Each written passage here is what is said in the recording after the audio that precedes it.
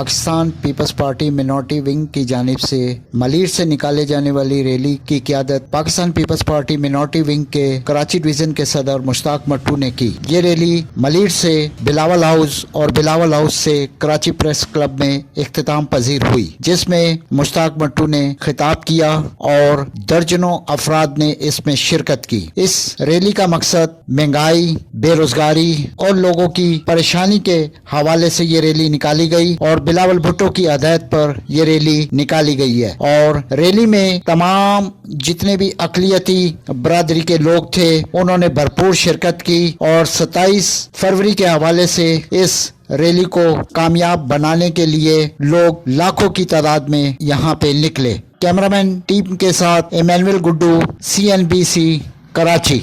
इस वीडियो को लाइक करें, हमारे चैनल को सब्सक्राइब कर बेल आइकन जरूर प्रेस करें हमारी न्यू वीडियो सबसे पहले देखने के लिए।